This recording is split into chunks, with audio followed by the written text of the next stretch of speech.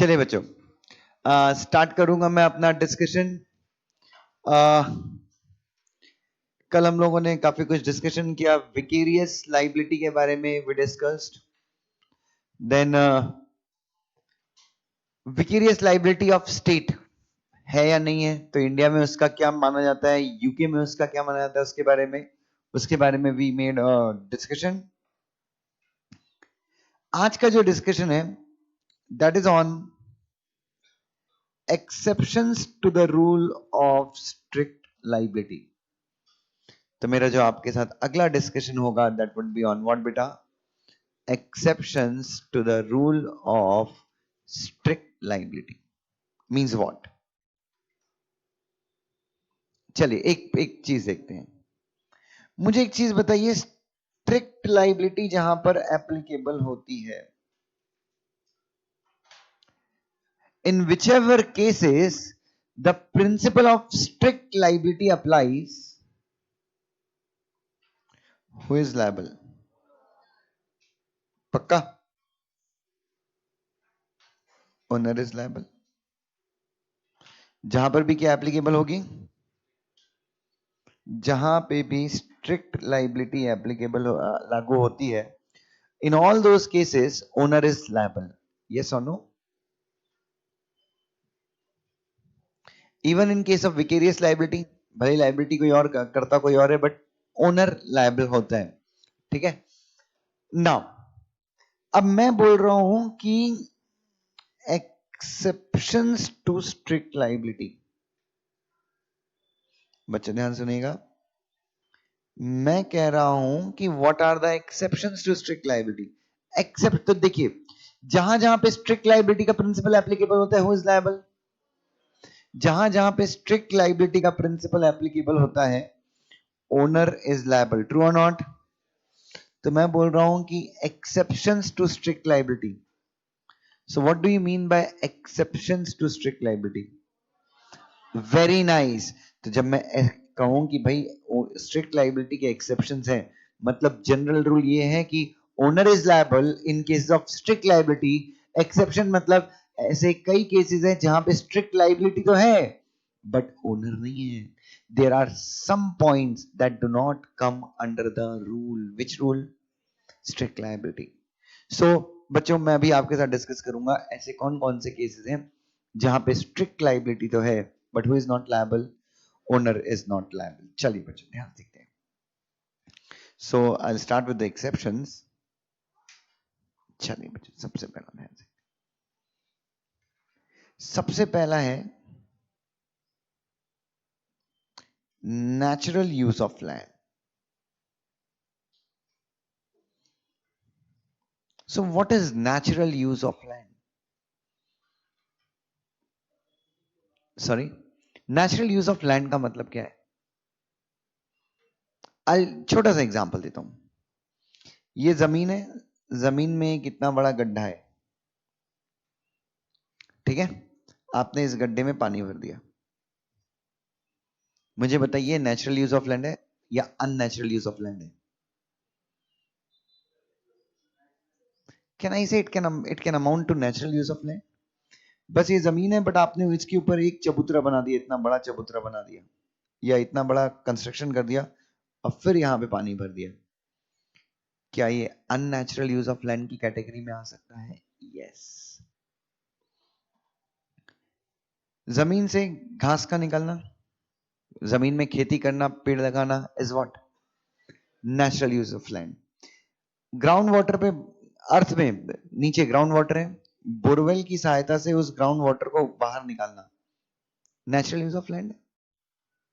It is a natural use of land. So natural use of land आप कर रहे हैं, ध्यान से सुनिएगा। जब आप नेचुरल यूज ऑफ लैंड कर रहे हैं और नेचुरल यूज ऑफ लैंड के चलते, किसके चलते? नेचुरल यूज ऑफ लैंड के चलते क्या हो रहा है? नेचुरल यूज ऑफ लैंड के चलते अगर किसी प्रकार का टॉर्ट हो जाता है तो owner is not liable. Owner is not. Example दे सकते हो सर? डेफिनेटली। मैं खड़ा हूं अनिकेत की बिल्डिंग में, अनिकेत के प्लॉट के अंदर एक नारियल का पेड़ है, मैं प्लॉट के बाहर खड़ा हूं, ऊपर से एक नारियल गिरता है मेरे सर के ऊपर।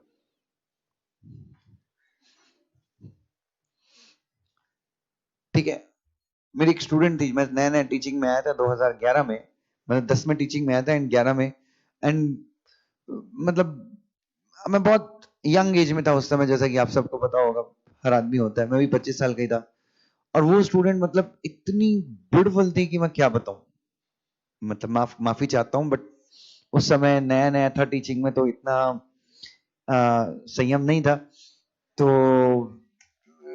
Very beautiful student, very beautiful, very beautiful, and she was sister of some goonda, कोई बिब्बीवाड़ी का कोई भाई था, उसकी वो सिस्टर थी, और बहुत ही प्यारी थी। ठीक है, and she was standing in Agarwal classes, she was standing in parking, suddenly a coconut fell on her head, and from that day she lost her mental balance to some extent, थोड़ा सा दिमागी तौर पे वो, उसके बाद से उसने सीएससी छोड़ दिया। मेरे को 2 दिन तक तो मन किया कि साला उस नारियल के पेड़ को उठा के काट दूं। उसके बाद से बेचारी वो कभी क्लास आई ही नहीं, ना अपने पास उसका फोन नंबर, फेसबुक पे ढूंढा तो मिली ही नहीं, हालचाल पूछने जाते कम से कम। ठीक है, मतलब मैं सोचता था कि यार, मतलब सीएस हो सकता है मैं टीचिंग भी छोड़ देता, उस समय तो मैं बहुत स्ट्रगलिंग में था टीचिंग में, बट कुछ ऐसे कारण थे जिनके कारण मैं टीचिंग में बना हुआ था। तो नारियल का पेड़ तो क्या हो गया, नारियल उसके आके सर पे गिर गया, और उसके बाद तो बच्चों, अब एंड इट्स वेरी हैवी। और उस समय मेरे को लगा उस आदमी को पकड़ के मैं बहुत पीटूं, जो हमेशा ये बोलता है कि नारियल कभी किसी के सर पे नहीं गिरता, कहावत है ना, और गिरा तो देखो मेरी किस्मत के ऊपर गिर गया। ठीक है, तो बच्चों ध्यान देखिए, एंड आई वाज, मैं 25 का था एंड शी वाज 22, उसका शायद एमबी हुआ था, एमकॉम के बाद she had registered for CS, तो ज्यादा डिफरेंस नहीं था। तो मैं सोचता रहता था यार, बढ़िया लड़की है। और तो नारियल के पेड़ से अगर क्या गिर जाए, नारियल गिर जाए, तो क्या नहीं से it's a natural use of land, yes और नो। मैं खेती कर रहा हूं, खेती करते करते फसल के साथ कुछ तो घटिया चीज बाहर आ जाए, फसल के साथ कुछ तो खराब चीज बाहर आ जाए, और वो किसान के पैर पे लग जाए, किसान का पैर खराब हो जाए, क्या है वो, नेचुरल यूज ऑफ लैंड। मैं एक तालाब है, गड्ढा है, उसमें पानी स्टोर कर रहा हूं, और उतना ही पानी स्टोर कर रहा हूं जितना उस तालाब की क्या है, कैपेसिटी है। वो पानी बह जाए, किसी को नुकसान पहुंचा दे, बह के किसी और के घर पे चला जाए, क्या है, नेचुरल यूज ऑफ लैंड। ठीक है, but yes, MC Mehta versus union of India में कुछ और भी कहा है कि आप नेचुरल यूज, मतलब आप एक्सेस में स्टोर ना करो, फिर भी अगर किसी को नुकसान हो तो भी केस बन सकता है, इज दैट क्लियर। तो पहला एक्सेप्शन, हाँ, बट 90% केस में एक्सेप्शन ये रहेगा, पानी वानी अगर किसी गांव के यहाँ पे चला जाए तो कोई दिक्कत नहीं, बट अगर आप डेंजरस गैस स्टोर कर रहे हो अपने यहाँ पे, क्या स्टोर कर रहे हो, जो एमसी मेहता वाला केस था, ओलियम गैस केस बोलते हैं उसको, कौन सा केस बोलते हैं, आप कोई अगर अपने यहाँ पे गैस स्टोर कर रहे हो, नेचुरल गैस स्टोर कर रहे हो, उतनी क्षमता में स्टोर कर रहे हो जितनी आपकी क्षमता है, you are not storing that gas in excess quantity, but आपके यहां से गैस लीक होती है, आसपास के लोगों को नुकसान पहुंचाती है, क्या आप रिस्पॉन्सिबल हो सकते हैं। MC Mehta versus union of India में कोर्ट ने रिस्पॉन्सिबल किया था। रिलायंस वर्सेस फ्लेचर के केस से हम थोड़ा सा क्या कर गए थे, डिपार्ट कर गए थे। Is that clear, number one. दूसरा एक्सेप्शन,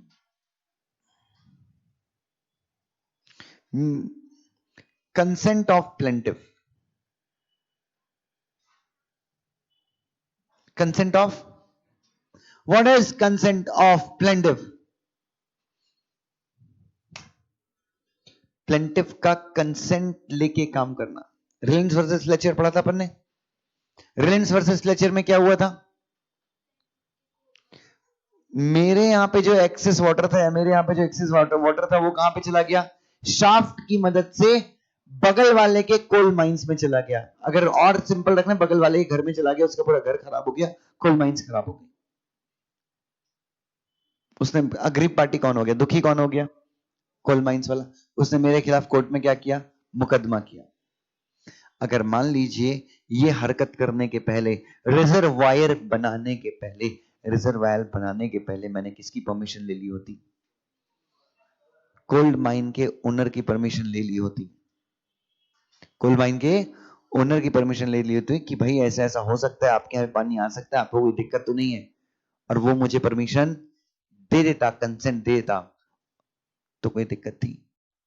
भले उसके यहाँ पे पानी जाता, बट वो क्या वो मेरे खिलाफ केस फाइल कर सकता था? नहीं कर सकता था। क्यों नहीं कर सकता था? क्योंकि ऑलरेडी मैंने उसका क्या ले लिया था? कंसेंट ले लिया था। Is that clear? C,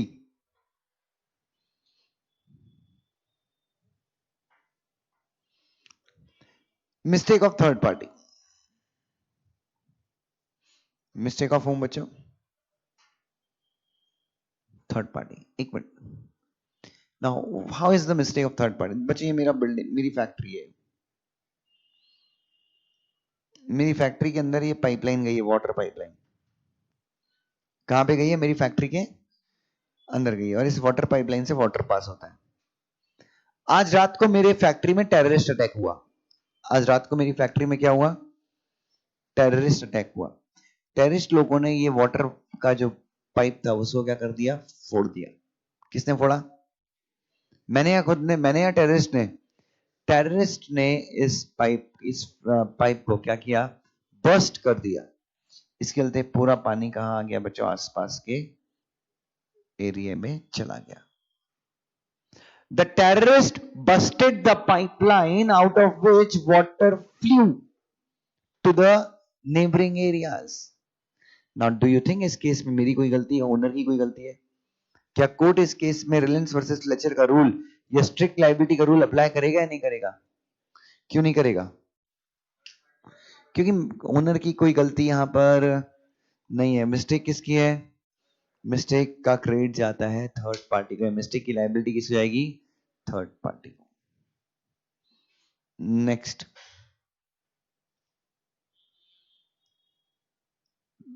plaintiff's own fault. What is plaintiff's own fault? Plaintiff's own fault का मतलब क्या है?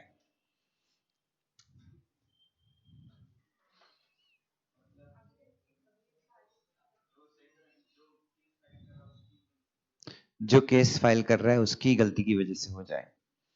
क्लियरली लिखा था मैंने। बच्चों मेरा एक फैक्ट्री था, बहुत बड़ा फैक्ट्री था, मजेदार फैक्ट्री था। फैक्ट्री की बाउंड्री वॉल थी, ये बाउंड्री वॉल है फैक्ट्री की। साला यहां पे मैंने लिखा था कि सुसु करना मना है, और लोग यहीं आके धार निकाल देते थे, बच्चे सुसु करते थे। मेरा बहुत दिमाग खराब होता था। यहां पे मेरे लेबर्स काम करते थे, वो स्मेल से बेचारे पागल हो जाते थे, मदहोश हो जाते थे। तो फिर मैंने यहाँ पे बिल्कुल करंट लगवा दिया। मैंने बोला इस दीवार का, और बड़े बड़े अक्षरों में लिखवा दिया, हड्डी वाला साइन बना के, कि 440 वॉट का करंट दौड़ रहा है यहाँ पे। किसी ने सुसु किया तो अपने अंजाम के लिए खुद जिम्मेदार होगा। यस और नो? बस्टेवाड और अभिनंदन यहाँ से बाइक पे आए, और बस्टेवाड को जोर से सुसु लगी। अभिनंदन ने मना किया कि मत कर मत कर मत कर, तू जल जाएगा। बस्टेवाड बोलता रहे ऐसे ही कुछ नहीं होता, ये सब लोग लिखने के लिए लिखते हैं, ऐसा कुछ थोड़ी ना होता, किसी की हिम्मत थोड़ी ना दीवार पे करंट दौड़ेगा।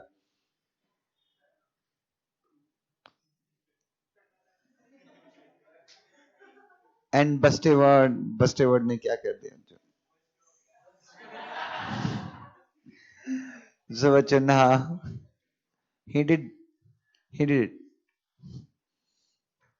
और बच्चों मुझे बताओ, इसके कारण he is admitted to the hospital now।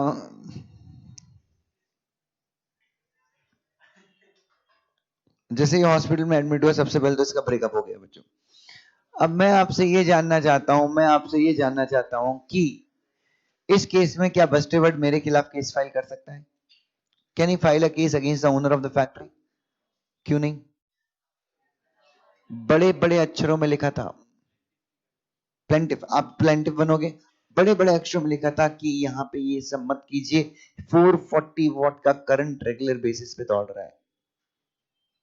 तो अगर प्लेंटिफ खुद से फॉल्ट करे, प्लेंटिफ अगर खुद से सेफ्टी इंस्ट्रक्शंस को अवॉइड करे, किसको अवॉइड करे? सेफ्टी इंस्ट्रक्शंस को अवॉइड करे, तो इस केस में हु गेट्स अ रिलीफ?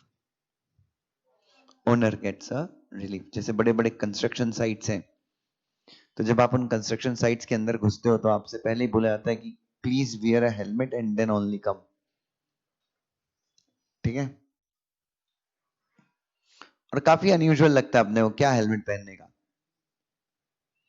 मेरे पापा मुझे अपनी कंस्ट्रक्शन साइट पे ले गए, सिर्फ इतनी बड़ी एक कैनल थी 100 मीटर की, वहीं पे काम चल रहा था। मेरे को लगा कि बहुत बड़ा काम होगा, ऐसे मशीन मशीन आ रही हुई, कुछ नहीं बच्चों, 50-60 लेबर थे बच्चों लगे हुए थे खुदाई में, और एक ट्रक था जो यहाँ से मिट्टी उठाता था वहां डालता था। But my father said me कि before going to that particular place you must wear a helmet. और पापा ने खुद भी यूज किया और हमको भी लगाया।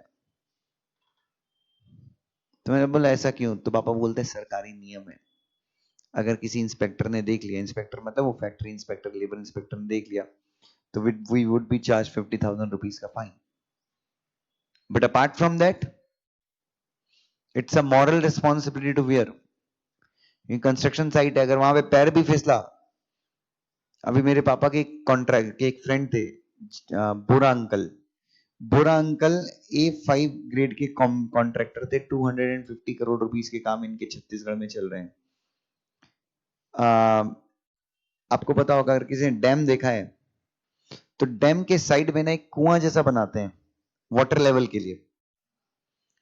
तो फोन पे बात कर रहे थे और उनका वो नीचे उन्होंने वही बनवाया था, 100 करोड़ का डैम बना रहे थे। फोन पे बात करते करते वो उस कुएं में गिर गए, he died on the spot. शायद हेलमेट पहने होते तो कहानी शायद क्या होती, अलग होती, क्योंकि जब आप ऊपर से गिरते हैं नीचे तो आपके जो पैर हैं, आप पैर के दम पे नहीं, पैर तो आपके ऐसे हो जाते हैं, तो आपको यहीं पे चोट लगती है। देखना जितने लोग ऊपर से नीचे गिरते हैं उनको खून यहीं से निकलता है। तो इट्स ऑलवेज, लेकिन आपने अगर हीरोगिरी में क्या नहीं किया, हेलमेट नहीं पहना और आपका एक्सीडेंट हुआ, तो क्या नुकसान क्या हो सकता है? इस केस में ये रूल अप्लाईकेबल हो कि आपका खुद का डिफॉल्ट था और आपको कॉम्पनसेशन मिलने में क्या होगी, दिक्कत आएगी। अरे हाँ, है ना? यस। उसके बाद बच्चों, उसके बाद अगर टॉर्ट हो गया, कब हो गया टॉर्ट? कौन सी ड्यूटी डिस्चार्ज करते टाइम? स्टैट्यूटरी ड्यूटी डिस्चार्ज करते टाइम। तो कम से कम इंडिया में क्या हिसाब किताब है? स्टैट्यूटरी ड्यूटीज को डिस्चार्ज करते समय अगर टॉर्ट हो गया तो व्हाट विल हैपन, क्या होगा? कैन आई से गवर्नमेंट की रिस्पॉन्सिबिलिटी क्रिएट नहीं होती। ये भी हमने कल डिस्कस किया था। सो बच्चों, ये सारी चीजें एग्जाम में के लिए काफी इंपॉर्टेंट है। एग्जाम में कई बार क्वेश्चन आया है कि what do you mean by exceptions to the rule of strict liability. तो यहाँ पे एक चीज याद रखिएगा कि एक्सेप्शन का मतलब क्या हो गया कि नॉर्मल केसेस में हु इज रिस्पॉन्सिबल।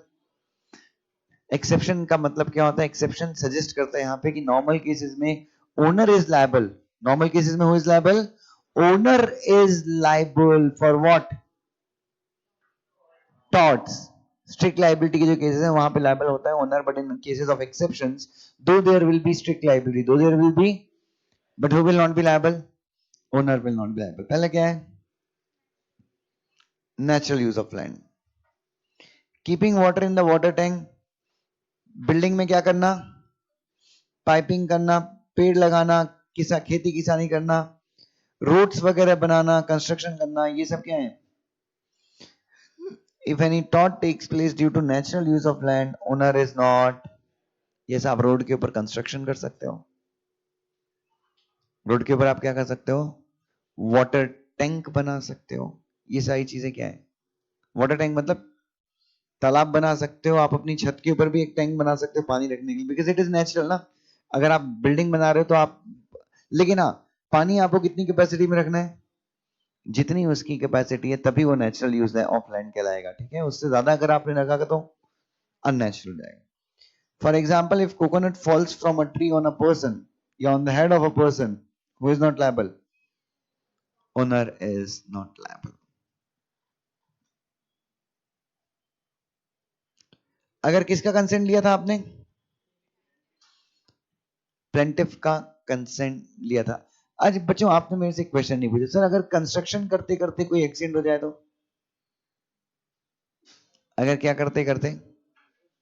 कंस्ट्रक्शन करते हुए, कंस्ट्रक्शन क्या बोला? रोड, रोड बिल्डिंग, ये सब क्या है? नेचुरल यूज ऑफ लैंड, अगर यहाँ पे करते करते कोई टॉट हो जाए तो क्या ओनर लायबल होगा या नहीं होगा? अगर ओनर ये प्रूफ कर दे कि वो क्या कर रहा था, जो भी चीजें कर रहा था कैपेसिटी के अंदर कर रहा था, तो ओनर लायबल नहीं होगा। लेकिन वहां पे भी रिस्क क्या है, अगर इंडिया का केस है तो क्या Indian court Rylands versus Fletcher से डिपार्ट कर सकते हैं? Yes, but as long as, क्योंकि दो चीजें जरूरी थी अगर आपको याद हो रिलायंस वर्सेस फ्लेचर का, non natural use of land and escape. तो non natural use of land का मतलब क्या है, क्वांटिटी एक्सेस, कैपेसिटी से ज्यादा।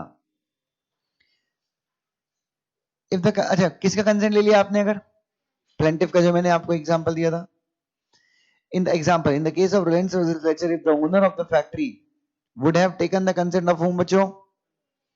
Owner of neighboring coal mines for the construction of what, beta?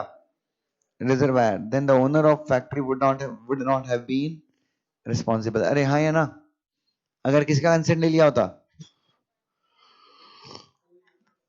Coal mine के owner का अगर कंसेंट ले लिया होता तो ये लायबल नहीं होता। कौन लायबल नहीं होता? रिजर्वायर का ओनर लायबल नहीं होता। सॉरी, हाँ एग्जैक्टली, फैक्ट्री का ओनर लायबल नहीं होता ना। इफ द टॉट take place due to the default of home, बच्चों अगर टॉट होता है किसके डिफॉल्ट के चलते, थर्ड पार्टी के डिफॉल्ट के चलते, the owner will not be liable. कौन सा एग्जांपल दिया मैंने, शालिनी कौन सा एग्जांपल दिया था मैंने, कौन सा एग्जांपल दिया था मैंने? Got me? पाइपलाइन फोड़ दिया था मेरे फैक्ट्री का, ये सुनो मेरी गलती थी या थर्ड पार्टी गलती थी? थर्ड पार्टी गलती थी। केस कौन सा है, बॉक्स वर्सेस जुब। In this case a stranger block the drainage of reservoir, पानी का जो ड्रेनेज, सर मतलब जो डैम में ड्रेनेज होता है ना, जब एक्सेस वाटर होता है, आप स्विमिंग पूल में देखते हो कि पानी एक्सेस होता हुआ तो वहां से एक पाइप से बाहर आता है। सो ड्रेनेज जो था जहां से पानी निकलता था रिजर्वायर का, तो एक स्ट्रेंजर ने क्या किया, ब्लॉक कर दिया। तो क्या हो गया, पानी बाहर निकल पाया नहीं निकल पाया, एक्सेस पानी बाहर निकल नहीं पाया। The water overflow the reservoir, ये ओवरफ्लो होना चाहिए, the reservoir, the owner was not held responsible by the court. क्यों ओनर रिस्पॉन्सिबल नहीं था भाई, क्यों ओनर रिस्पॉन्सिबल नहीं था? Because it was the mistake of home, बच्चों? Third party.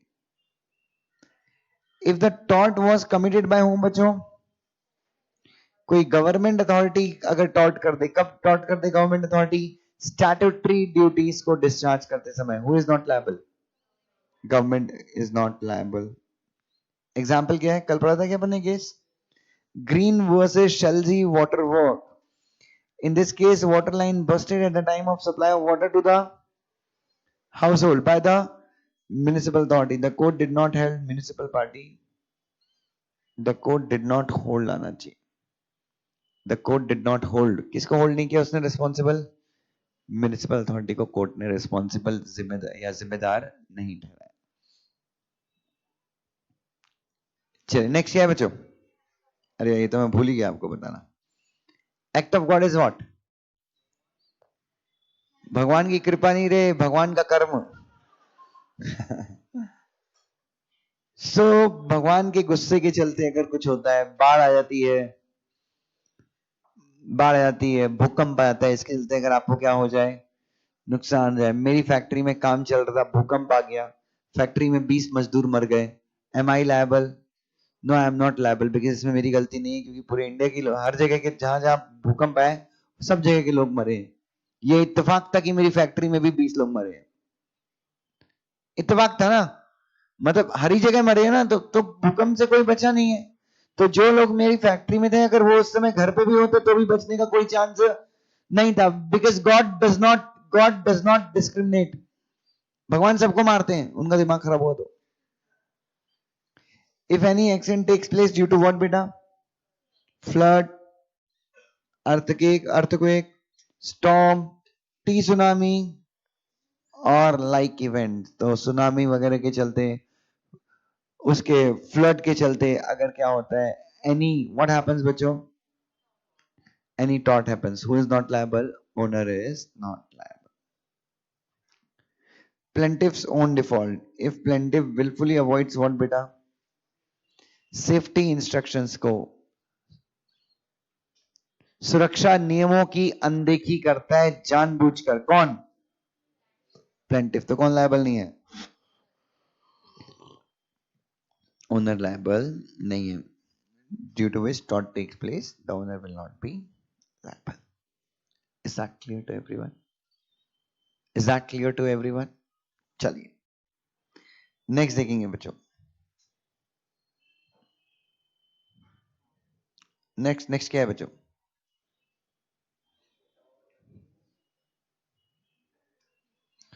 Tort against personal safety and freedom. जो मेरा अगला डिस्कशन आपके साथ है वो क्या है बच्चों? Tort against what? Personal safety and freedom. Important है।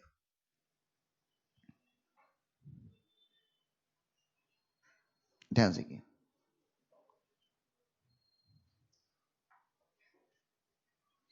चलिए बच्चों। सो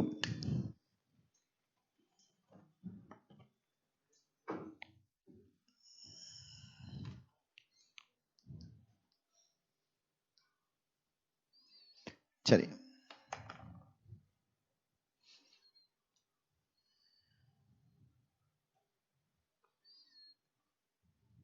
ध्यान से देखेंगे।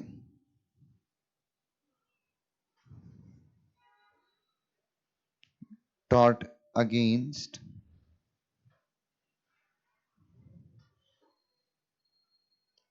पर्सनल सेफ्टी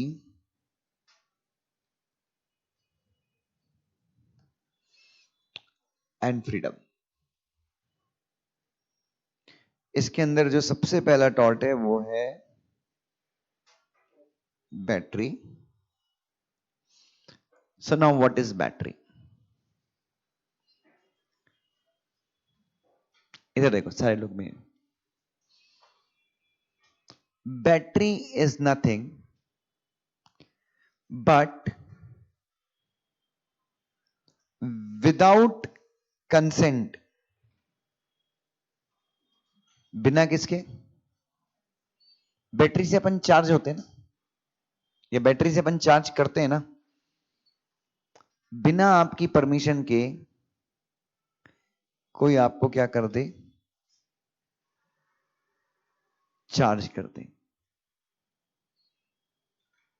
सर बिना मेरी परमिशन के कोई मुझे चार्ज कर दे, थोड़ा सा आप बताएंगे कि बोलना क्या चाहते हो आप? चार्ज कर दे मतलब बिना आपकी परमिशन के कोई आपके अगेंस्ट अप्लाई करे। क्या अप्लाई करे? फोर्स। फोर्स। फोर्स। मारपीट। मारपीट से अच्छा पिटाई बोलो, कि मारपीट में दोनों पार्टी हम हो जाती हैं, पिटाई में एक ही पार्टी की होती है। ठीक है। सो आपकी परमिशन के बिना कोई व्यक्ति आपके खिलाफ क्या करे? कोई फोर्स इस्तेमाल करे। वो फोर्स कितना भी ट्रिवियल क्यों ना हो। ट्रिवियल मतलब मामूली क्यों ना हो। सो इफ सम पर, यार क्या हो रहा है इसको? So if some person does what बेटा? अगर कोई व्यक्ति आपके खिलाफ क्या करे? फोर्स का इस्तेमाल करे। वो फोर्स कितना भी मामूली क्यों ना हो, आपकी परमिशन के बिना हुआ था, that will result into a battery. क्या हो जाएगा? Battery. Battery is what? Battery is what? It's a tort. ठीक है। तो कोई आपको मारता है, कोई आपको मुक्का मारता है, कोई आपको थप्पड़ मारता है, कोई आपको धक्का देता है, कोई आपको क्या करता है? धक्का। फिजिकल कांटेक्ट करता है कोई आपसे बिना आपकी परमिशन के। और फिजिकल कांटेक्ट में क्या होता है? सिर्फ कांटेक्ट होता है। ये कांटेक्ट है, ये बल है। समझ में आया? This is physical contact. This is what? This is application of force, are you getting my point? हाँ, फोर्स कम भी हो सकता है, ये भी हो सकता है। फिजिकल कांटेक्ट में टच होना is not battery. There must be some application of force, however trivial it may be, वो कितना भी ऐसा भी हो सकता है।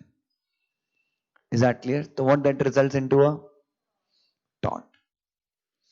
दूसरा जो टॉट होता है दैट इज असॉल्ट। एक मिनट, बैटरी में क्या करते हो आप? सामने वाले को फोर्स के साथ टच करते हो ना। असॉल्ट में क्या होता है? No force is used. Assault में क्या होता है बच्चों? What happens in assault? No force is used, कोई भी बल का प्रयोग होता नहीं है। कहां पे नहीं होता? असॉल्ट में।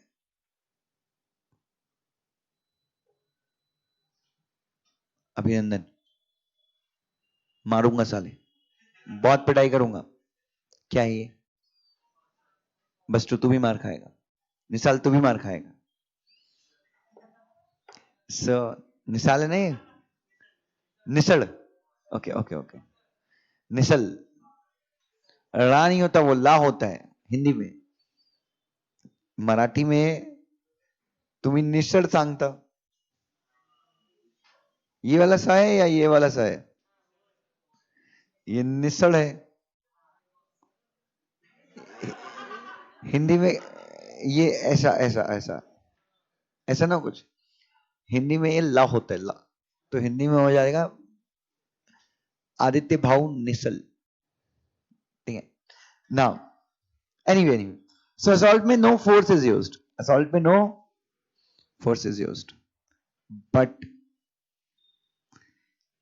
Apprehension is created. क्या क्रिएट होता है? एप्रीहेंशन। एप्रीहेंशन का मतलब क्या होता है? क्या लिखा है मैंने?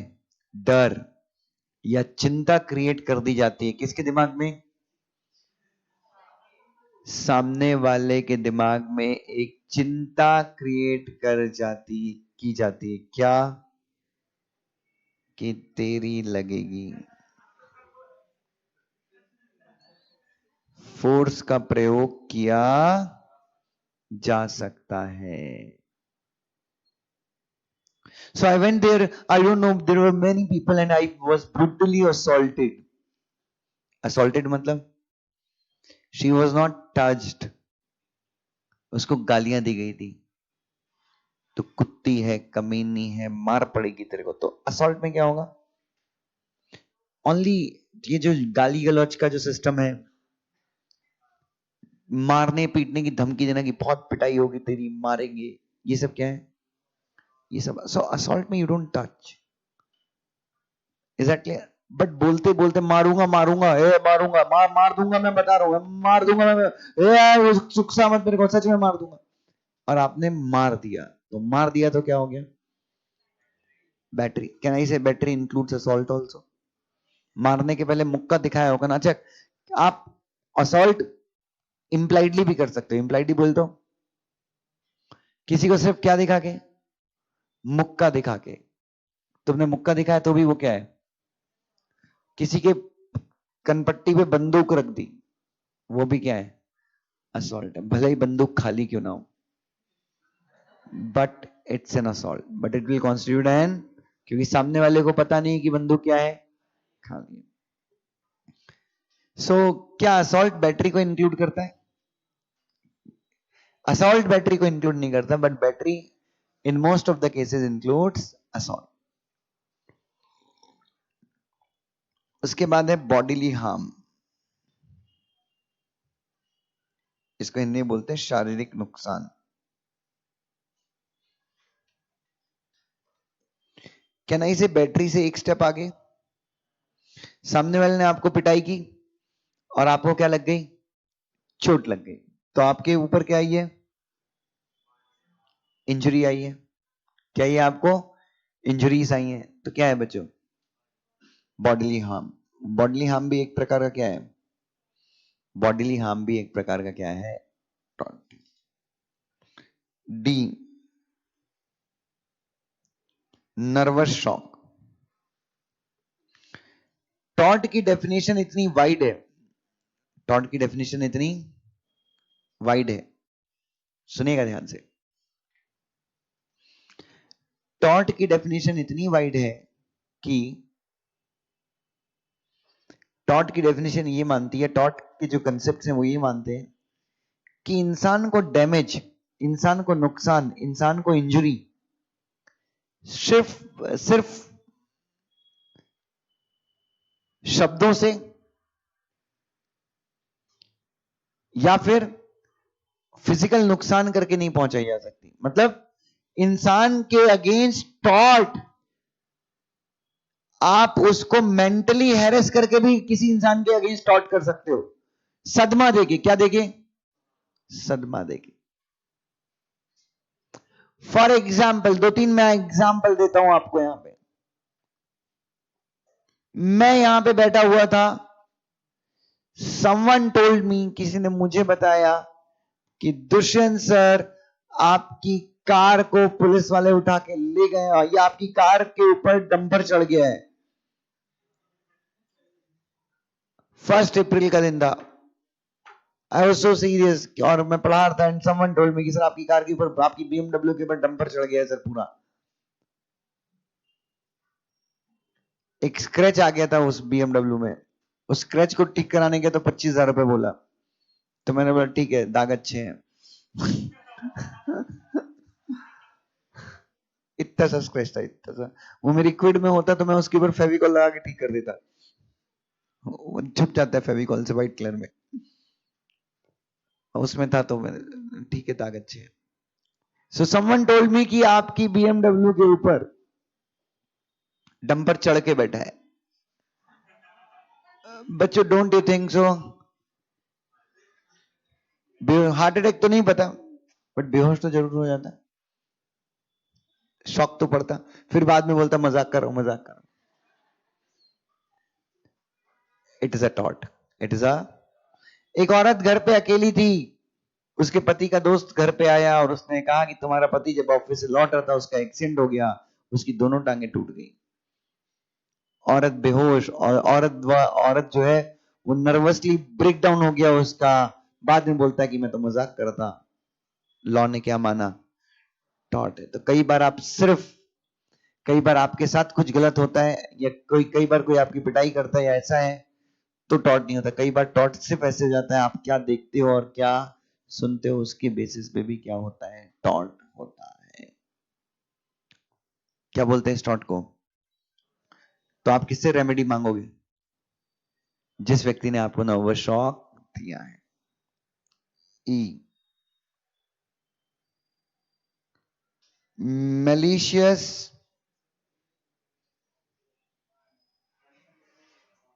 इधर देखो, मैलिशियस प्रोसिक्यूशन। कौन सी prosecution? malicious prosecution. Now what is this malicious prosecution?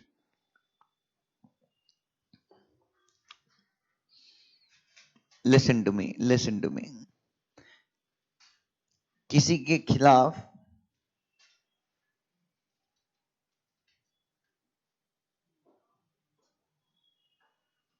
झूठा केस दायर करना,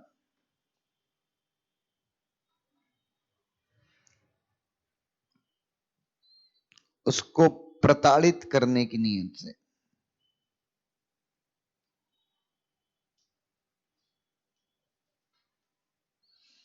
किसी के खिलाफ क्या करना? झूठा केस फाइल करना। किस लिए फाइल करना?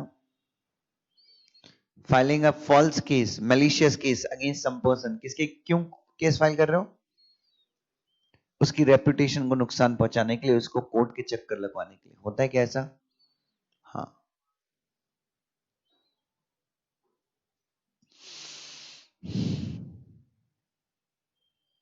मैंने एक दिन स्वराली को बहुत डांट दिया कि स्वराली तुमसे बिल्कुल कुछ नहीं हो सकता लाइफ में, तुम होपलेस लड़की हो, एकदम बर्बाद हो। स्वराली को बुरा लगा, स्वराली अपने रूम पे बैठ के रो रही थी। स्वराली की एक फ्रेंड आई, विराली। विराली स्वराली से पूछते क्या झाला है तेरे को, क्या हुआ? शिवाली बोलती कि दुष्यंत ने डांटा साले ने, उसको पिटाई कब होनी चाहिए। विराली बोलती टेंशन मत ले, वो दुष्यंत गया काम से। शिवाली तेरी आंखों में जिसने आंसू लाए हैं वो बचने वाला नहीं है, उसको मैं मुकद्दर का सिकंदर कभी नहीं बनने दूंगी। आशिक आवारा भाड़ में जाएगा साला। सीधे विराली ने आई और सदाशिव पेट पुलिस चौकी मेरे खिलाफ कंप्लेंट डाल दी है। दुष्यंत सर ने मुझे गंदे और भद्दे भद्दे मैसेज भेजे। ये स्क्रीनशॉट है दुष्यंत जैन के फोन से है। पुलिस वाले मुझे अरेस्ट कर लिए। मैंने बोला सर ये कौन लड़की, मैं तो जानता भी नहीं हूँ। पुलिस वाले मुझे अरेस्ट करके ले गए। तुम सब लोग ताली बजा रहे हो, वाह वाह वाह। अब क्लास में रोज छुट्टी। तो बच्चों ध्यान देखिए, वैसे भी सिलेबस का टेंशन नहीं है, तो सर के वीडियो लेक्चर्स तो हैं, सुपान सर दिखा देंगे, कोई दिक्कत नहीं। अब तो अपनी मर्जी देखेंगे, फोन चलाएंगे, एक हाथ में लेक्चर होगा, सब अपने अपने घर से सोफा और कंबल लाएंगे, आराम से देखेंगे, कोई टेंशन नहीं, कोई कुछ नहीं। दुष्यंत सर अरेस्ट हो गए हैं, रो रहे हैं, एकदम बुरी तरह से रो रहे हैं।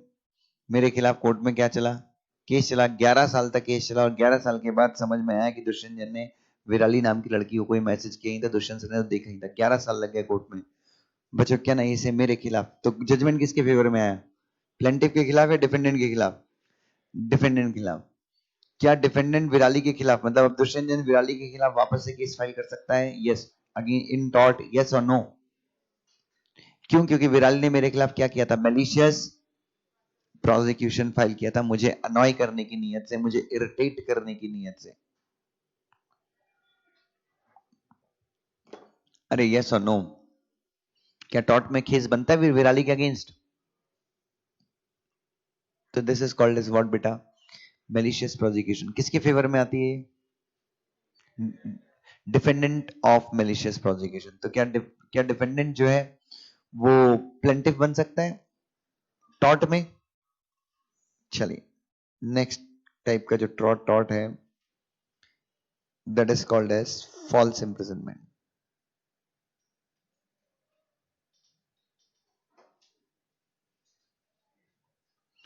अभिनंदन अपनी मम्मी से बोलते हैं, मम्मा मम्मी मैं निशा के बिना नहीं रह सकता, मम्मी निशा मेरी जान है, निशा मेरा नशा है, निशा मेरा अरमान है, प्लीज मम्मी मुझे निशा के पास जाने दो मम्मी। मम्मी इसको इसके कमरे में बंद कर देती है। इसकी अम्मी से कहाँ बंद कर देती है? एक कमरे में बंद कर देती है, बाहर से ताला लगा देती है और बोलती है अभिनंदन आज से तेरा बाहर जाना बंद, इसका मोबाइल फोन अपने पास रखी, निशा से दूरी ही तेरे लिए अच्छी है। ये सनो, क्या नहीं से आपको नहीं लगता है इसकी मम्मी ने इसका fundamental right, freedom of life and personal liberty को नुकसान पहुंचा है? आपको आर्टिकल 21 जो है कॉन्स्टिट्यूशन का, वो अधिकार देता है, आपकी लाइफ है, आपकी पर्सनल लिबर्टी, और इस पर्सनल लिबर्टी को कोई नुकसान पहुंचा नहीं सकता। अगर आपके माता पिता आपको एक घर में बंद कर देते हैं, वो इम्प्रिजनमेंट सही है, कानूनी है या गलत है? इम्प्रिजनमेंट वो सही है जो आपको कोर्ट देता है। भाई बच्चों सही इम्प्रिजनमेंट कौन सी है? सही इम्प्रिजनमेंट वो है जो आपको कोर्ट देता है। लेकिन अगर आपकी मम्मी या आपके पापा या किसी भी दोस्त ने, किसी भी रिश्तेदार ने क्या किया है आपको, आपकी आजादी रोक ली है, आपको बंद कर दिया है, तो आप क्या कर सकते हैं? क्या इसको लॉ टॉर्ट मानता है? यस। तो इसलिए हमने क्या किया है इसको, ये सही इम्प्रिजनमेंट है या फॉल्स इम्प्रिजनमेंट है? क्या आप कोर्ट में केस फाइल कर सकते हैं? ओ या यस।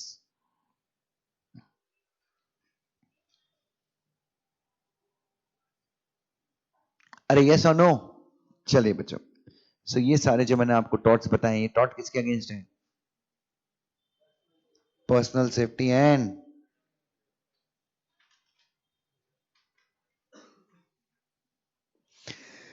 आ जाइए एक बार नोट्स में बच्चों। चलिए come to the notes once.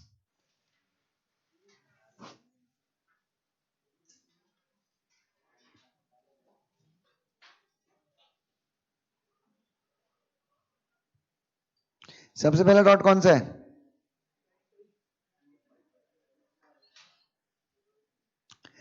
When a person uses a force, जब एक इंसान बल का प्रयोग करता है, किसका प्रयोग करता है? However trivial it may be, trivial मतलब कितना भी मामूली क्यों ना हो, such use of force is called as battery। उसके बाद intentional application of force on other person without any, जानबूझ के आप क्या कर रहे हो, बल का प्रयोग कर रहे हो, किसके बिना, लीगल ग्राउंड्स के बिना, लीगल जस्टिफिकेशन के बिना। पुलिस वाला आता है आपके अगेंस्ट, बल का प्रयोग करके आपको उठा के लेके जाता है, वो क्या है, वो लीगल जस्टिफिकेशन है उसके पास। बट अगर कोई इंसान अपने बल का प्रयोग किसी दूसरे इंसान के खिलाफ करता है, किसके बिना, लीगल जस्टिफिकेशन के बिना, क्या है वो, that is a battery. It is touching a person, however slightly, in which manner, in a hostile manner। hostile manner मतलब इच्छा के खिलाफ, किसी इंसान के कंसेंट के बिना, किसी इंसान की इच्छा के बिना उसको क्या करना, टच करना, is what, is a battery। For instance, spitting on someone's face, किसी के चेहरे पे थूक देना, फोर्स है ना, it is use of force. किसी इंसान के जबरदस्ती बाल काट देना, ठीक है, विदाउट हिज कंसेंट। किसी इंसान का जबरदस्ती टोपी उठा देना, वो भी क्या है, फोर्स है ना। टोपी ऐसे उठाते हो क्या, फोर्स यूज करते हो, टोपी उठा दे जबरदस्ती। Snatching paper of from a person, snatching, तुम पेपर पढ़ रहे हो, ठाम, फोर्स का यूज कर रहे हो ना, तो किसका यूज कर रहे हो, so you are using force against some person. अच्छा, और फोर्स का मतलब सिर्फ मारना पीटना नहीं है, मारना पीटना तो फोर्स है ही, उसके अलावा उसके साथ कुछ भी जबरदस्ती करना, जबरदस्ती उसका पेन छीनने की कोशिश करना, ये भी क्या है, ये बैटरी। नेक्स्ट क्या है, किसी को मारना नहीं पर उसके मन में डर पैदा किया कि मार पड़ेगी, मारना नहीं बट क्या क्रिएट करना, डर पैदा करना। When a person creates an apprehension in the mind of some other person that a physical damage will be caused, जब एक इंसान किसी दूसरे इंसान के मन में क्या क्रिएट करता है, डर पैदा करता है। कौन सा डर पैदा करता है, कि फिजिकल डैमेज हो सकता है, मार पड़ सकती है। Such an act becomes assault. In assault, no physical harm is done, but fear is created that, but एक डर पैदा किया जाता है। क्या डर पैदा किया जाता है, कि फिजिकल हार्म हो सकता है। So in assault we create what बेटा, fear, and in battery we use a, assault में प्रॉमिस करते हैं और बैटरी में फुलफिल कर देते हैं। यहां बोलते हैं मारेंगे और यहां सच में मार देते हैं, ठीक है। नेक्स्ट इज व्हाट, अच्छा बिना बोले ही मार दिया तो वो directly battery. When a person does some act due to which body of another person is affected or injured, such an act amounts to what बेटा, जब आपने क्या किया है, हो सकता है बैटरी किया हो आपने, आपने कुछ भी किया हो, बट आपके कुछ करने से, मैंने आपको मारा, ये बैटरी है, बट आप मेरे मारने से आपको क्या लग गई, चोट लग गई, this is what, it's a bodily harm. तो ये भी एक प्रकार का क्या है, थॉट है। Next is what, false imprisonment. Every person has got a constitutional freedom and liberty, हर एक इंसान के पास संवैधानिक आजादी है और लिबर्टी है। लिबर्टी का मतलब भी क्या होता है, आजादी, freedom. If any person restricts the freedom and liberty of some other person by unlawful means, अगर कोई इंसान किसी इंसान की क्या करता है, अगर एक इंसान दूसरे इंसान की फ्रीडम या लिबर्टी को क्या करता है, रेस्ट्रिक्ट करता है, नुकसान पहुंचाता है, कैसे, लॉफुल मीन्स के थ्रू या अनलॉफुल मीन्स के थ्रू, अनलॉफुल मीन्स के थ्रू, गलत तरीके से। सच रेस्ट्रिक्शन अमाउंट्स टू व्हाट बेटा, false imprisonment, and it amounts to what beta, tort। Example,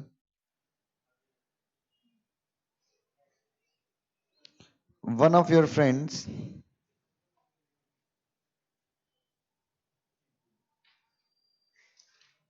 locks you in his house for 24 hours. आपका एक दोस्त आपको अपने घर पे क्या कर देता है, लॉक कर देता है। कितने घंटे के लिए? 24 घंटे के लिए। 24 घंटे छोड़ दो, 24 मिनट भी हो तो भी क्या हो जाएगा? तो भी टॉट हो जाएगा। नेक्स्ट है बच्चों, मैलिशियस प्रोसिक्यूशन। क्या है मैलिशियस प्रोसिक्यूशन? किसी के खिलाफ केस करना। किसी के खिलाफ केस करना किस नियत से? उसको परेशान करने की नियत से, उसको इरिटेट करने की नियत से किसी के खिलाफ क्या करना? केस करना। किसी को करना है परेशान तो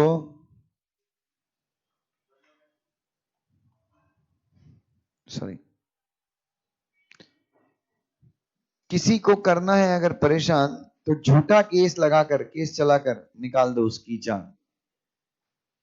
तो मैलिशियस प्रोसिक्यूशन का मतलब सच्चा केस है झूठा केस? झूठा केस चालू करना किसी इंसान के against. It means a false prosecution started against a person with the intention of what बेटा? आपकी इज्जत को नुकसान पहुंचाना। आपके खिलाफ झूठा केस शुरू करना किस लिए? आपकी इज्जत को नुकसान पहुंचाने के लिए, या फिर आपको क्या करने के लिए? इरिटेट करने के लिए, परेशान करने के लिए, आपको चैन से बैठने ना देने के लिए आपके खिलाफ झूठा मुकदमा दायर करवाना क्या कहलाता है बच्चों? Malicious prosecution. The plaintiff who wants to take an action against the malicious prosecution has to prove the above following points. इसका कोई मुझे मतलब बता सकता है? जो बंदा एक्शन लेना चाहता है किसके खिलाफ? मैलिशियस प्रोसिक्यूशन के खिलाफ जो बंदा एक्शन लेना चाहता है उसको क्या क्या पॉइंट्स प्रूव करने पड़ेंगे?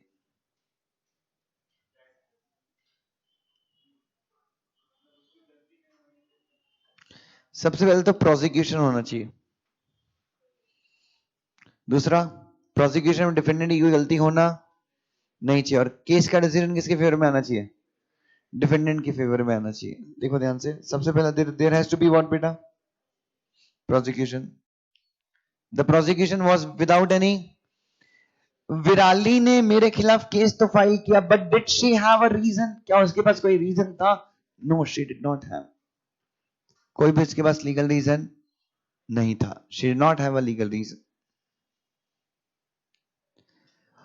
बच्चों क्या आपको नहीं लगता विराली जो उस केस में काम कर रही थी, what she acting with a legal motive और illegal motive?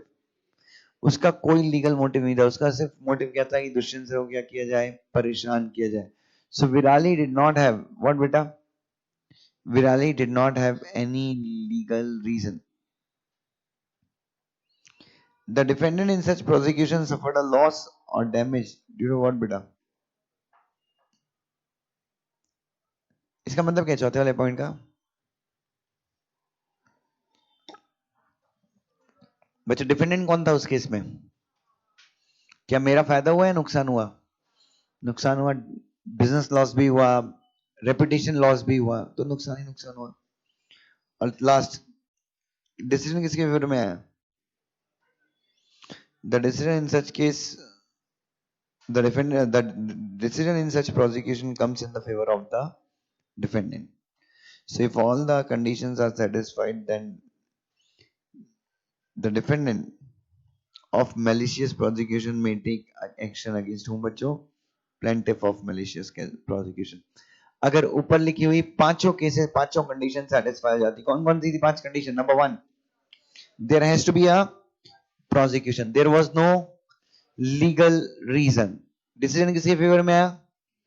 Decision was given in favour of defendant. Intention क्या थी? इंटेंशन थी कि इसको क्या करना है? अनॉय करना है। क्या करना है? अनॉय करना है। मोटिव सही था या गलत था?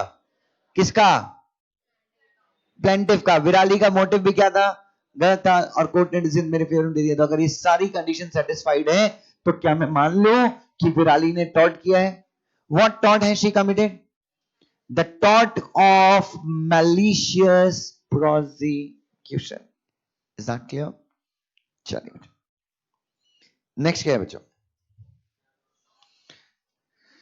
Nervous shock. Sometimes a person may suffer an injury or damage not by a physical harm but by what he has seen or heard. कई बार एक व्यक्ति को नुकसान हो जाता है इसके चलते नहीं, इसके चलते नहीं कि उसको किसी ने मारा है, फिजिकल नुकसान दिया है, नहीं, बट किसके चलते? But by what he has seen or heard. Such act of defendant which has caused a nervous shock may be treated as, और जो दिखाया गया है मुझे, जो सुनाया गया है मुझे, उसके चलते मुझे शॉक बैठ सकता है, और वो जो शॉक बैठा है, शॉक लगा शॉक लगा शॉक लगा, क्या है वो? That's a taunt. That's a taunt. Can I take an action? In the case of Wilkinson versus Downtown, a person jokingly informed a lady that her husband has met with an accident and his legs are broken, as a result of which lady suffered what beta? A violent shock. The court awarded lady what beta? Court ने उस lady को क्या दिलवाया? Court ने उस lady को compensation दिलवाया. Is that clear? एक और टॉट है जो अपन ने नहीं पढ़ा, कौन सा बच्चों? डिफेमेशन. क्या है डिफेमेशन?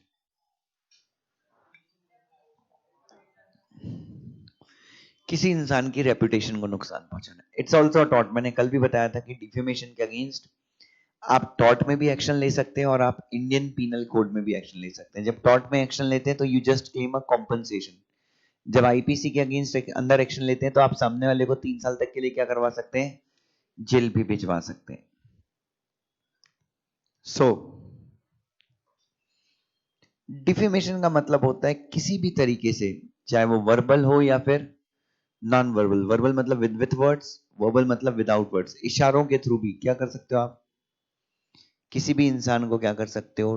डिफेम कर सकते हो. क्या कर सकते हो? किसी भी इंसान को डिफेम कर सकते हो. तो जब तुम किसी इंसान को डिफेम करते हो तो क्या करते हो? You interfere with his reputation. You interfere with his reputation. तो क्या डिफेमेशन स्ट्रिक्ट लाइबिलिटी के अंदर भी आ सकता है क्या? Inevitable mistake, inevitable accident, inevitable mistake में था ना, इंटरफियरिंग विथ प्रॉपर्टी और रेपुटेशन ऑफ सम पर्सन. याद है क्या आपको? It means harming reputation of the person. कैसे बच्चों? By visual. विजुअल मतलब इमेजेस और वर्ड्स. सो डिफेमेशन का मतलब होता है किसी इंसान की रेपुटेशन को क्या करना? नुकसान पहुंचाना. कैसे? विजुअल. विजुअल मतलब जो चीजें देख सकते हैं, चित्र या फिर चित्र और शब्द दोनों. सिर्फ इमेजेस या फिर इमेजेस प्लस वर्ड्स दोनों. ऑडियो विजुअल एडवर्टीजमेंट्स के थ्रू. किसके थ्रू? एडवर्टीजमेंट्स के थ्रू. ऑडियो विजुअल मतलब फोटो भी दिखेगा और इमेज भी दिखेगा. और by other means. Can someone give me an example?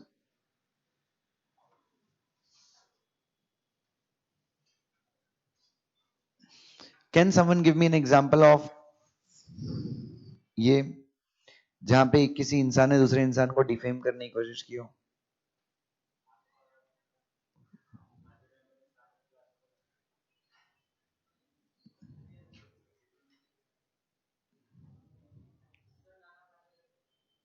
हाँ, अपनी वो बंगालन, क्या नाम है उसका बंगाली अभी? तनुश्री दत्ता मेरे से 1 साल सीनियर थी सिम्बायोसिस कॉलेज में. ठीक है, तो and we were very shocked when we saw her in Bollywood. ठीक, कैसे मतलब there were many good girls in Symbiosis. Tanushree Dutta actress कैसे बन गई, आज तक मुझे नर्वस शॉक लगता है इस चीज का. ठीक है, तो एनीवे बट किस्मत जिसकी अच्छी है तो कोई भरोसा नहीं है. सो तनुश्री दत्ता ने नाना पाटेकर जैसे महान अभिनेता के ऊपर आरोप लगाया, जो he is a social worker. मैं तो बहुत फेवर करता हूँ नाना पाटेकर, मेरा एक तरह से रोल मॉडल है वो. तो उसके ऊपर आरोप लगा दिया कि नाना पाटेकर मेरे को छेड़ता था, ये करता था, वो करता था। मैं बोला कम ऑन यार, नाना पाटेकर नहीं, कोई और चुन लेती तो ठीक था। ठीक है, उस समय के जो मुख्यमंत्री थे Devendra Fadnavis, even he told कि नाना पाटेकर ऐसे नहीं हो सकते। हमको भी शौक लगा। सो तनुश्री दत्ता, पहले उसने एक दो लोगों के खिलाफ और भी लगाया ना, और फिर नाना पाटेकर थर्ड या फोर्थ नंबर पे थे। So what did she try to do? She try to defame Nana Patekar. कैसे? पहले तो ट्वीट किए उसने कि even I have been a victim of this sexual harassment.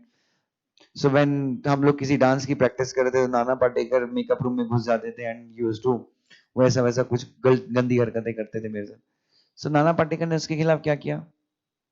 He filed a case of defamation against Tanushree Dutta.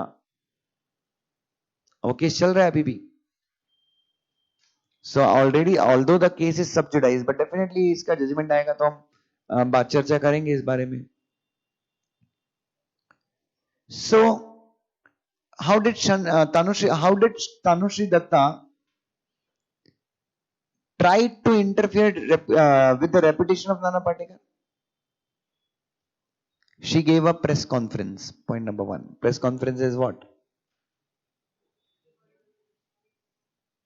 Press conference is oral communication, but उसकी जब video shooting होती है तो वो क्या बन जाता है? Audio visual. उसने ट्विटर पे कुछ फोटोज भी शेयर की उसकी और नाना पाटेकर की, हालांकि फोटो से कुछ समझ में नहीं आया, दोनों खड़े थे। तो वो कौन सा डिफेमेशन उसने बोला? That is visual. तो बच्चों, तो आप किसी भी माध्यम से, इशारों से भी किसी को डिफेम कर सकते हो। For example pointing a middle finger on someone, ठीक है, तो इवन दैट में अमाउंट टू व्हाट? डिफेमेशन। अब डिफेमेशन दो टाइप का होता है, पहला होता है लिबेल और दूसरा होता है स्लैंडर। लिबेल मतलब मैं आपको गाली दे रहा हूं, मैं आपके बारे में बुरा भला बोल रहा हूं, आपने रिकॉर्ड कर लिया, तो वो क्या हो गया? If defamation is in permanent form, is in permanent form, newspaper में मैंने अभिनंदन के बारे में कुछ बोला और वो न्यूज़पेपर में आ गया, तो वो क्या है? उसका जिसका रिकॉर्ड है, जिसका क्या है? जिसका रिकॉर्ड है, जिसका प्रूफ है, वो डिफेमेशन के। अरविंद केजरीवाल पत्र प्रेस कॉन्फ्रेंस देता है और सारे नेताओं को भ्रष्ट बोल देता है, सब, उसको छोड़ के सारे नेता भ्रष्ट हैं बच्चों, सारे ना मतलब he is the institution who gives certificate कि भाई दुष्यंत जैन ऑनेस्ट है, अगर केजरीवाल ने बोल दिया तो दुष्यंत जैन ऑनेस्ट है। Are you getting my point? So basically 23 नेता या 25 नेताओं के खिलाफ उसने बोला था और सबसे साला सबके पास जाके पैर पड़ के माफी मांगा है उसने। हाँ, अरुण जेटली सबसे माफी मांगा है उसने, सबसे माफी मांगा है। एक्चुअली जब आरोप कब लगाया था? जब वो पॉलिटिक्स में नया नया आया था, तो उसको समझ में आया ना पॉलिटिक्स में आने का कि भाई जब तक करप्शन नहीं करोगे तब तक पॉलिटिक्स में कुछ नहीं हो सकता। अरे एक नॉर्मल सा नगर सेवक का चुनाव जीतने की साला पार्षद का चुनाव जीतने की लोग 5-5 करोड़ रुपए खर्च करते हैं। पार्षद की सैलरी होती है 10,000 रुपए महीने की, तो कहां से लाओगे इतना पैसा चुनाव में खर्च करना? अपने यहाँ का इलेक्शन सिस्टम ही डिफेक्टिव है बच्चों। बिहार तो बच्चों शो होते हैं, लड़कियों को बुलवाते हैं बाहर से, उनसे डांस करवाते हैं, वहां पे फिर तब लोग सुनने आते हैं हाँ कि भाई ये आने वाली हैं डांस करने के लिए, सो प्लीज कम।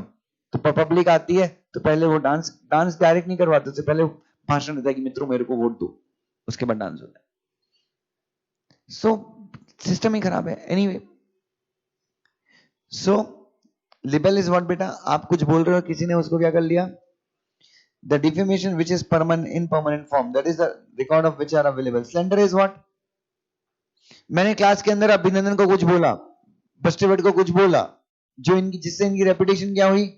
खराब हुई, लेकिन इसका कोई रिकॉर्ड नहीं है, सिर्फ मैंने बोला, इन्होंने सुना, कोई परमानेंट प्रूफ, या तुम सबने भी सुना बट उसका कोई प्रूफ, कोई जीता जागता रिकॉर्ड नहीं है उसका। जैसे अगर हाँ यही चीज अगर सीसीटीवी में रिकॉर्ड हो जाती तो ये लिबेल बन जाता। स्लेंडर मतलब जिसका कोई परमानेंट रिकॉर्ड अपने पास नहीं है। तो ये सारी चीजें हो गई। अब बच्चों आपके साथ सामने वाले ने क्या कर दिया है? टॉट कर दिया। What you want? You want remedies, आपको मदद चाहिए, सहायता चाहिए। किसमें मदद सहायता चाहिए? टॉट में यू वांट रेमेडीज, टॉट में you want remedies. So what are the remedies in टॉट? पहली कौन सी रेमेडी है? जुडिशियल। कौन देता है ये रेमेडी? कोर्ट। कौन? जुडिशियल रेमेडी के अंदर क्या क्या आ जाएगा?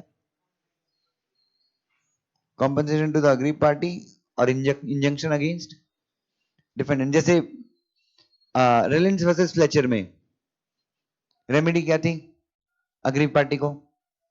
कॉम्पनसेशन। रिलायंस वर्सेस फ्लेचर में रेमेडी क्या? जैसे डिफेमेशन, अगर मैंने आपको डिफेम किया, आपने मेरे खिलाफ कोर्ट में क्या कर दिया? केस कर दिया, आपको रेमेडी क्या होगी? आपको रेमेडी होगी कॉम्पनसेशन। कोर्ट बोलेगा दुष्यंतन तुमने उनकी रेपुटेशन नुकसान पहुंचाया, उनको 5 करोड़ का क्या दो? कॉम्पनसेशन। हो सकता है कोर्ट ये भी बोल दे कि दुष्यंतन तुम लिख के दो कि तुम 2 साल तक 2 साल तक अभिनंदन के खिलाफ कुछ भी बोलने वाले नहीं। What is that? That's an injunction, that's an. तो कैसे इंजंक्शन? बच्चों दो रेमेडी क्या मिलती है टॉर्ट में कोर्ट से? पहला, अग्रीव पार्टी को कॉम्पनसेशन, और डिफेंडेंट जिसने वो हरकत की है उसको क्या करना? उसको रोक देना कि फ्यूचर में तुम ऐसा दोबारा मत करना। ये दो रेमेडीज कौन देता है? आपने जबरदस्ती मेरी जमीन पे आके कब्जा किया हुआ है, याद है आपको मैंने बताया था। तो कोर्ट क्या बोलेगा कि इसकी जमीन से हट जाओ, मत रहो इसकी जमीन पे। तो क्या है ये? Injection. Is that clear? Next कौन सी रेमेडी है? ये रेमेडी कोर्ट में मिलती है, कोर्ट के बाहर। एक्स्ट्रा जुडिशियल रेमेडी का मतलब क्या होता है? The remedies that you get from court और the remedies that you get outside from the court. Outside of the court, court के बाहर जो रेमेडी मिलती है। तो टॉर्ट के केस में, सुनो सुनो सुनो, टॉर्ट के केस में तुमको कोर्ट के बाहर भी रेमेडी मिल सकती। पहला, कोई तुम्हारे खिलाफ बैटरी का यूज कर रहा है, किसका? कोई तुमको चार्ज करना चाहता है थप्पड़ मार के, तो तुम क्या कर सकते हो? क्या करोगे? यस और no? What you will do? Govinda वाला डांस? नहीं नहीं, what you will do? You will do self defence. क्या करोगे आप? Self defence in the most peaceful manner. तुम्हारे सेल्फ डिफेंस सामने वाले को नहीं होनी, तो सामने वाला तुम्हारे खिलाफ बैटरी कर देगा। तो self defence in the most peaceful manner. So the aggrieved party may make what beta? Self defense and stop the other party from causing what? Physical harm. दूसरा क्या है? It's actually prevention of trespass. कोई दूसरा आदमी अगर आपकी जमीन पे क्या करता है, आपकी प्रॉपर्टी के ऊपर क्या करता है? ट्रेसपास करता है। ट्रेसपास मतलब कब्जा करता है। तो क्या करोगे? मोस्ट पीसफुल मैनर में इसको क्या करोगे? खदेड़ोगे। खदेड़ोगे मतलब प्लीज चाहिए, प्लीज चाहिए, ये मेरी जगह, प्लीज आज आने की जिद ना करो। तो उसको पीसफुल मैनर में आप बाहर क्या कर सकते हो? बाहर निकाल सकते हो। अगर कोई इंसान ट्रेसपास करता है किसी दूसरे इंसान की प्रॉपर्टी के ऊपर, देन अग्रीव पार्टी जिसकी प्रॉपर्टी के ऊपर ट्रेसपास हो रहा है मे प्रिवेंट द ट्रेसपास, उसको आने से रोक सकता है। कैसे? शांतिपूर्वक तरीके से। डैमेज डिस्ट्रेस फीसेंट, चैटल को या कैटल को अपने कब्जे में ले लो। किसी इंसान की प्रॉपर्टी, चैटल का मतलब होता है प्रॉपर्टी और कैटल का मतलब होता है मवेशी। मवेशी मतलब गाय भैंस बकरी। तो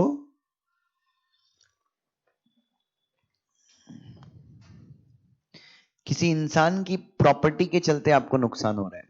फॉर एग्जाम्पल, आदित्य की बकरी मेरे खेत में घुस गई। आदित्य की बकरी कहां घुस गई?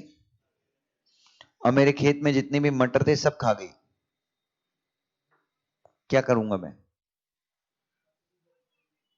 इसकी बकरी को मैं अपने कब्जे में ले लूंगा। Damage distress feasant. Damage distress feasant का मतलब जब तक डैमेज नहीं मिलता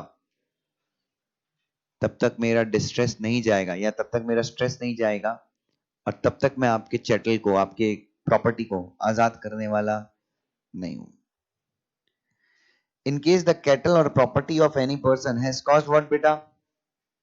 damage to any other person. किसी इंसान की प्रॉपर्टी ने डैमेज किसको किया है? किसी इंसान की प्रॉपर्टी ने डैमेज किसको किया है? किसी दूसरे इंसान को डैमेज की, प्रॉपर्टी को डैमेज किया है। या फिर उसकी प्रॉपर्टी को।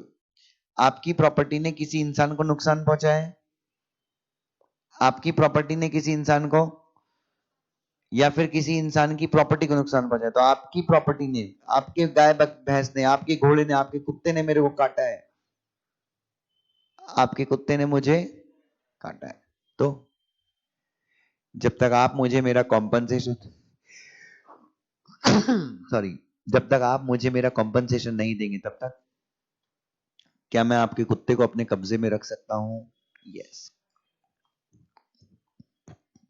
In this case aggrieved person में रिटेन सच कैटल और चैटल, चैटल मतलब प्रॉपर्टी, कब तक बचे हो? जब तक उसे क्या नहीं मिल जाते, डैमेजेस मिल नहीं जाते। Is that clear to everyone?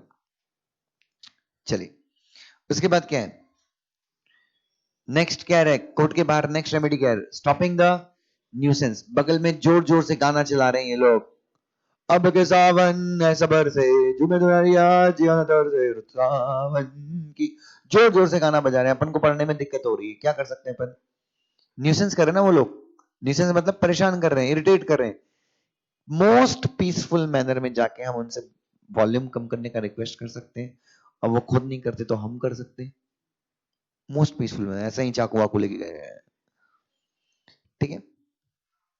If any person is causing nuisance, परेशानी, देन एक अग्रीव पर्सन क्या कर सकता है, मे प्रिवेंट सच न्यूसेंस। कैसे बच्चों? इन मोस्ट पीसफुल मैनर, पूरे शांतिपूर्वक तरीके से आप न्यूसेंस को क्या कर सकते हैं, प्रिवेंट कर सकते हैं। Is that clear to everyone? So we are done with this, ये चैप्टर अपना खत्म हो गया है। चलिए will start with the writing practice for the chapter. चलिए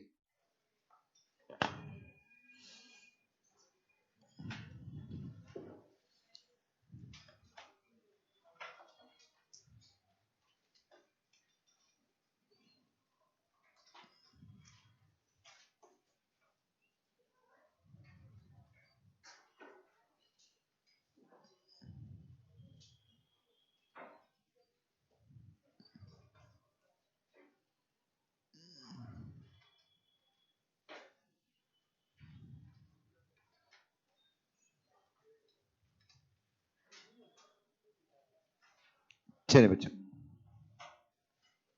हेडिंग डाल लीजिएगा, लॉ ऑफ टॉट्स।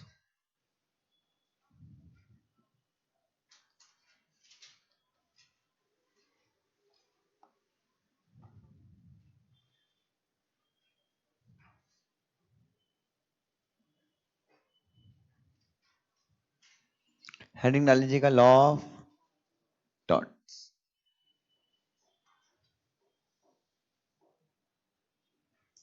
चलिए सबसे पहला लिखेंगे,